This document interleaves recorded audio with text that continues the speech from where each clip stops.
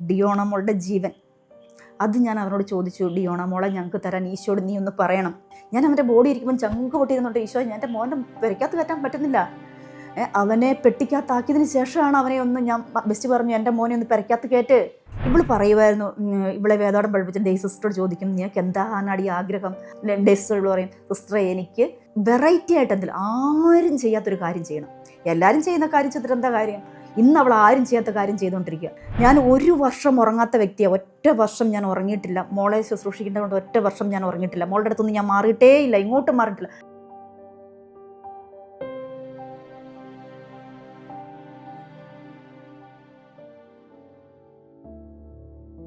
എൻ്റെ പേര് സിജി, എൻ്റെ ഹസ്ബൻഡ് പേര് ബെസ്റ്റി. 2 മക്കൾ അഡോൺ, ഡിയോണ. ഡോൺ ബോസ്കോയിലെ കുട്ടികളെല്ലാം കൂടെ മലയാറ്റൂർ പോകാൻ വേണ്ടി തീരുമാനിച്ചു. അപ്പം അവരുടെ കൂട്ടത്തിൽ അഡോണിൻ്റെ പെങ്ങൾ ഡിയോണ മോളും, അങ്ങനെ 6 പേര് ഇവർ മലയാറ്റൂർ പോകാൻ വേണ്ടി തീരുമാനിച്ചു. പോയ വഴിക്കാണ് ഈ അപകടം നടക്കുന്നത്. അപ്പോൾ തന്നെ അഡോൺ ഈശോയുടെ അടുത്തേക്ക് പോയി. അവർക്ക് എന്താണോ സംഭവിച്ചത് അത് തന്നെയാണ് ഡിയോണ മോൾക്കും സംഭവിച്ചത്. പക്ഷേ ഈശോ ഞങ്ങൾക്ക് ഡിയോണ മോളെ തിരിച്ചു തന്നു. ഡിയോണ മോളുടെ തല പൊട്ടി, തലച്ചോറിൻ്റെ പകുതി പോയി, ഒരു 6 സർജറി, പിന്നെ ഒരുപാട് നാൾ ഹോസ്പിറ്റലിലൂടെയൊക്കെ കിടന്നു.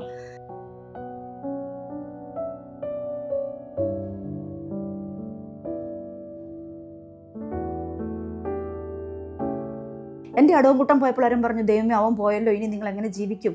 അവനുണ്ടായിരുന്നെങ്കിൽ എന്തെല്ലാം കാര്യങ്ങൾ നടത്തിയാന്. പക്ഷേ അവന് സ്വർഗത്തിൽ ഈ കുഞ്ഞു പ്രായത്തിൽ പോയതുകൊണ്ട് ഇന്നവൻ സ്വർഗത്തിലെത്തി.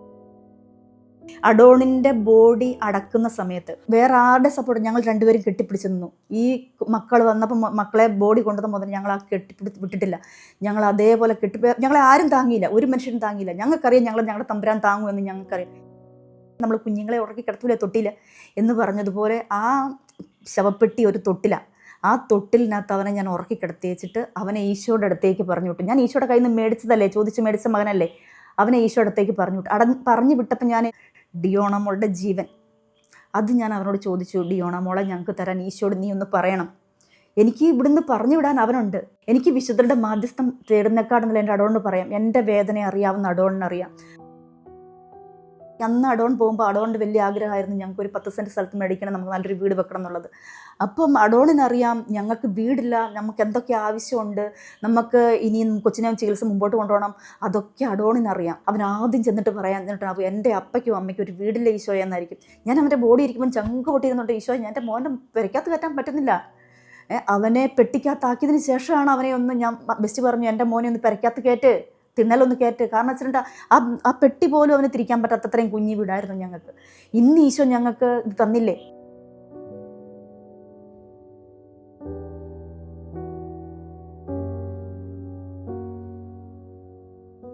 ഇവള് പറയുമായിരുന്നു, ഇവളെ വേദോടം പഠിപ്പിച്ച ഡേ സിസ്റ്റർ ചോദിക്കും നിനക്ക് എന്താണടി ആഗ്രഹം. ഡേ സിസ്റ്റർ പറയും, സിസ്റ്ററെ എനിക്ക് വെറൈറ്റി ആയിട്ട് എന്തെങ്കിലും ആരും ചെയ്യാത്തൊരു കാര്യം ചെയ്യണം. എല്ലാവരും ചെയ്യുന്ന കാര്യം ചെയ്തിട്ട് എന്താ കാര്യം? ഇന്ന് അവൾ ആരും ചെയ്യാത്ത കാര്യം ചെയ്തുകൊണ്ടിരിക്കുക. അവളൊരു കുഞ്ഞൊരു വിശുദ്ധയായിട്ട്, ഞാൻ പറയും എപ്പോഴും അവളുടെ ഇങ്ങനെ തലയോട്ടില്ലാത്ത ബ്രെയിനിലേക്ക് ഞാൻ പറയാറുണ്ട്, ഡിയോണ മോളെ നീ ഒരു വിശുദ്ധയാണ്, ഈശോയുടെ ഏറ്റവും പ്രിയപ്പെട്ട കുഞ്ഞാ, ഈശോയുടെ തലയടിച്ച് തകർത്തടി, നിൻ്റെയും തല പോയി.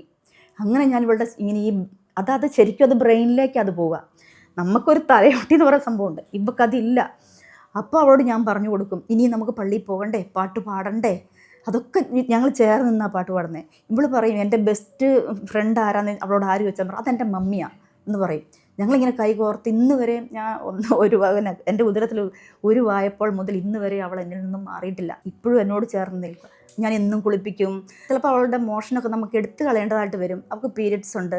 പക്ഷേ ഞാൻ ഇതൊക്കെ ചെയ്യുമ്പോഴും എനിക്കൊരു മടുപ്പ് ഇതുവരെയും തോന്നിയിട്ടില്ല.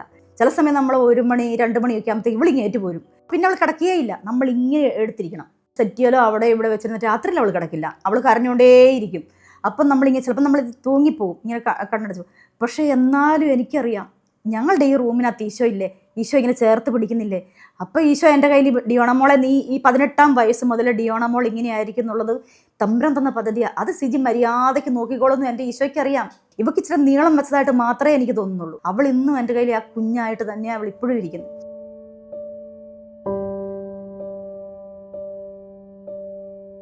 ബൈബിൾ വായിക്കുമ്പോൾ എനിക്ക് ഏറ്റവും ഇഷ്ടം ജോബിൻ്റെ പുസ്തകമാണ്.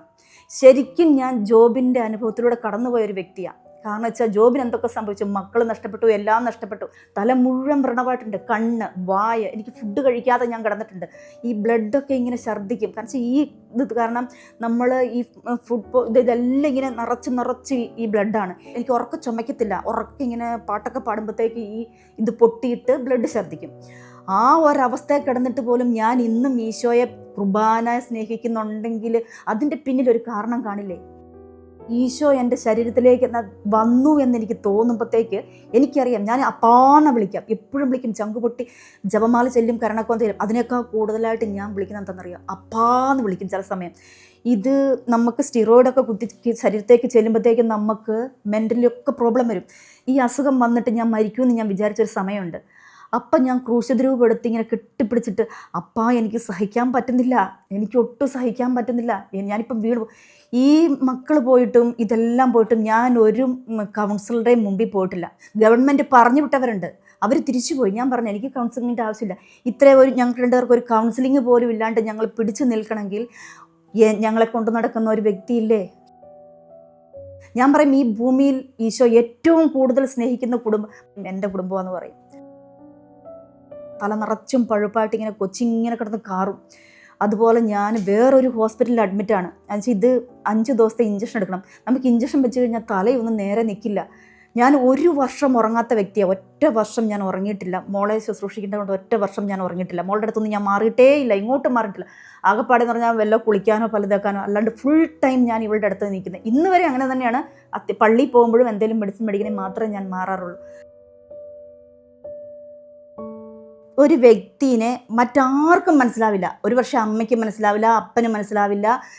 പക്ഷെ നമ്മളെ വിടുന്ന നമ്മുടെ അപ്പൻ, ആ അപ്പനറിയാം നമ്മളെക്കുറിച്ച്. ആ അപ്പനറിയാം ഒരു സഹനം ഒരു വ്യക്തിക്ക് കൊടുത്താൽ എത്ര ഭംഗിയായിട്ട് കൊണ്ടാകാൻ പറ്റും എന്ന് അറിയാം. നമ്മുടെ മുമ്പിൽ 2 ഓപ്ഷൻ ഉണ്ട് ഒരു സഹനം നമ്മുടെ ജീവിതത്തിൽ വന്നാൽ. ഒന്നെങ്കിൽ നമുക്ക് ഈശോയെ പഴിവാരാം, ഈശോ ഇല്ല എന്ന് പറയാം, അല്ലേ പറയാം നമുക്ക് ഈ സഹനമൊക്കെ മടുത്തെന്ന് പറയാം, എല്ലാവരോടും ദേഷ്യപ്പെടാം, എല്ലാവരോടും വഴക്കിടാം, വെറുക്കാം, എല്ലാം പറ്റും. വേറൊരു ഓപ്ഷൻ എന്ന് പറഞ്ഞാൽ ഈശോയോട് ചേർന്ന് ഇത് കൊണ്ടുപോകാൻ നമുക്ക്. ഈശോ വെറുതെ ചെല്ലാനല്ല പറഞ്ഞേ, എൻ്റെ കുരിശും വഹിച്ചുകൊണ്ട് എൻ്റെ പിന്നാലെ വരാനല്ലേ പറഞ്ഞേക്കുന്നത്. കുരിശിന് ഞാൻ അറ്റം മാത്രമേ തൊട്ടിട്ടുള്ളൂ, ബാക്കി മുഴുവൻ ഈശോയുടെ ചുമലിലിരിക്കുക. ആ അറ്റം പിടിച്ച് നമുക്ക് മുമ്പോട്ട് പോകാം. ആ അറ്റത്തിൻ്റെ ഒരു ഭാഗമാണ് ഈ ജീവിതത്തിലെ ഈ സഹനം. ഈശോയ്ക്കറിയാം എനിക്ക് ഈ സഹനം തന്നാൽ ഞാൻ ക്ഷമയോടെ ഇത് കൊണ്ടുപോകുമെന്ന് ഈശോയ്ക്കറിയാം. നമ്മുടെ തിരുനാളിൻ്റെയൊക്കെ സമയത്ത് 9 ദിവസം നമ്മൾ വിശുദ്ധ കുർബാനയ്ക്ക് നമ്മൾ വൈകുന്നേരമാണ് ഇവിടെ ഇടവകയിൽ കുർബാന. നമ്മൾ രാവിലെ മുതൽ ഈ കശുവണ്ടി പെറുക്കണം. കശുവണ്ടി പെറുക്കി നമ്മൾ തന്നെ, പണിക്കാരൊന്നും നമുക്കില്ല. അപ്പം പള്ളിയിൽ പോകണം, വീട്ടിലെ പണി നോക്കണം, മക്കളുടെ കാര്യം നോക്കണം. ഈ കശുവണ്ടി പെറുക്കി പറമ്പിലിട്ടിട്ട് ഞാൻ 2 മണിയാകുമ്പോൾ വീട്ടിൽ കയറി വരും. രാവിലെ വീട്ടിലെ പണി തീർക്കും, എന്നിട്ട് കശുവണ്ടി പെറുക്കും.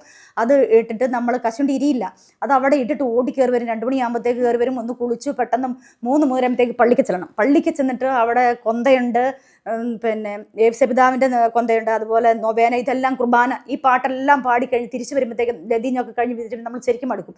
ഇന്നും കഷ്ടപ്പാടാണ്. അതേപോലെ തന്നെ വീട്ടിലെ ജോലി ചെയ്യണം, എനിക്ക് ആരും ഹെൽപ്പിനില്ല. പക്ഷേ ഞാൻ നേരം വെളുക്കുമ്പോഴേ ഈശോട് ആ കുരിശിൻ്റെ ചോട്ട്, ഇവിടുത്തെ പ്രാർത്ഥന നേരെ പോകുന്ന ആ കുരിശിൻ്റെ ചോട്ടിലേക്കാണ്. ഈശോ നിൻ്റെ ആണിപ്പാടുള്ള കരം വെച്ച് എന്നെ അനുഗ്രഹിക്കുക. ആ കുരിശിലോട്ട് തൊട്ട് കഴിയുമ്പോഴത്തേക്കും നമ്മളെ ഇങ്ങനെ എന്താ പറയുക, ഒരു കറണ്ട് അടിക്കുന്നത് പോലെയാണ്. ആ ശക്തി നമ്മുടെ ശരീരത്തിൽ നിന്ന് ഓടി ഞാൻ അടുക്കളയിൽ പോകും. അടുക്കളയിൽ പോയി ഇവളുടെ കാര്യം നോക്കണം. അത് ഇവിടെ തെറാപ്പി മുടങ്ങാൻ പാടില്ല. ഇവിടെ തെറാപ്പി കഴിഞ്ഞ് ഞങ്ങളുടെ ഫുഡ് 2 മണിക്കൂർ നേരം ഫുഡ് കൊടുക്കണം. ഇതെല്ലാം ഒരു ബലി തന്നെയാണ്. ആദ്യമൊക്കെ ഞാനും ഡിയോണമ്മളും പോയിക്കൊണ്ടിരുന്നപ്പോൾ ഞങ്ങൾ ചെന്ന് കഴിഞ്ഞതിന് ശേഷമായിരിക്കും പള്ളി തുറക്കുക. സപ്രായ്ക്ക് മുമ്പേ ഞങ്ങൾ പള്ളിയിൽ ചെല്ലും. പള്ളിയിൽ ചെന്നിരുന്ന് ഞങ്ങൾ ഒരുങ്ങാറുണ്ട്. അതുപോലെ ഇപ്പം എനിക്ക് സമയമില്ലാത്തതുകൊണ്ട് ഞാൻ നടന്നു പോകുന്ന വഴിക്ക് ഒരുങ്ങിക്കൊണ്ടായിരിക്കും. അപ്പം ഞാൻ പറയും, ഇന്നത്തെ ബലി ഈ ഭൂമിയിൽ ഇന്ന് ഞാൻ അർപ്പിച്ചതിൽ വെച്ച് ഏറ്റവും നല്ല ബലിയായിരിക്കണം എന്ന് പറയും. ഈശോയോട് പറയും, ഈശോയെ നീ എന്നിലേക്ക് എഴുന്നള്ളി വരണം. അപ്പം ഈ ഓരോ പ്രാർത്ഥന ചെല്ലുമ്പോഴും നമ്മുടെ ഈ ശരീരത്തിലൊക്കെ ഇങ്ങനെ കുളിരും. ഞാൻ പള്ളിയിലിരുന്ന് കരയാറുണ്ട്. മറ്റുള്ളവർ വിചാരിക്കും ഞാൻ എൻ്റെ ഈ സഹനം കണ്ടിട്ട് കരയുന്നത്. പക്ഷെ ഒരിക്കലും ഞാൻ സഹനം, എനിക്ക് ഈശോയെ സ്വീകരിക്കാനുള്ള യോഗ്യതയില്ലാത്തത് കൊണ്ടാണ്, ഞാനൊരു പാപിയാന്നുള്ളൊരു ചിന്ത വരുന്നത് കൊണ്ടാണ്. ഈശോ നമ്മൾ സ്നേഹിക്കാൻ ആഗ്രഹിക്കുന്നതിൽ ഒരു 4/1 പോലും നമുക്ക് സ്നേഹിക്കാൻ പറ്റുന്നില്ല ഈശോയെ. ഈശോ ബലിയായി തീർന്നത് എന്തിനു വേണ്ടിയിട്ടാണ്? അത് നമുക്ക് കുർബാനയാകാൻ വേണ്ടിയിട്ടാണെന്നുള്ള ബോധ്യം ഉണ്ടെങ്കിൽ നമ്മൾ ബലി മുടക്കില്ല. എൻ്റെ മകൻ എന്നോട് പറഞ്ഞു തന്നിട്ടുണ്ട്.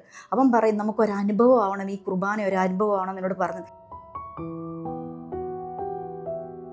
ഈ ഭൂമിയിൽ എന്നെപ്പോലെ സഹിക്കുന്നവരുണ്ടാകാം. കാരണം വെച്ചാൽ എൻ്റെ ഹസ്ബൻഡിന് കയ്യില്ല, മക്കൾ അത്രയും മിടുക്കരായ, അതായത് എല്ലാത്തിനും ഫസ്റ്റ് ഇത്രയും നല്ലൊരു കുട്ടികൾ എനിക്ക് തോന്നുന്നില്ല ഈ പാലത്തുംകടയിലുണ്ടെന്ന് തോന്നുന്നില്ല. അത്രയും നല്ല ആക്റ്റീവായിട്ട് എല്ലാത്തിനും അവരെന്ത് കാര്യം ഏൽപ്പിച്ചാലും ഭംഗിയായിട്ട് ചെയ്യും. ഇത്രയും നല്ല മക്കളുണ്ടായിട്ടും ആ മക്കളെ എന്നെ നിർത്തു. എൻ്റെ ജീവിതത്തിൽ ഇത്രയും സഹനം വന്നിട്ട്, അതായത് എനിക്കിനിയും ഭൂമിയിൽ ഇനി വരാൻ പറഞ്ഞാൽ എനിക്ക് അസുഖം ഉണ്ടായിരുന്നു, അതിൽ ഞാൻ തകർന്നിട്ടുണ്ട്. എന്നിട്ട് പോയി ഞാൻ ഈശോ തള്ളി പറഞ്ഞില്ല. ഇത്രയും സഹനം എൻ്റെ ജീവിതത്തിൽ വന്നിട്ടും ഞാൻ ഇന്ന് ഈശോയെ സ്നേഹിക്കുന്നുണ്ടെങ്കിൽ അതിൻ്റെ പിന്നിൽ ഒരു കാരണം കാണില്ലേ?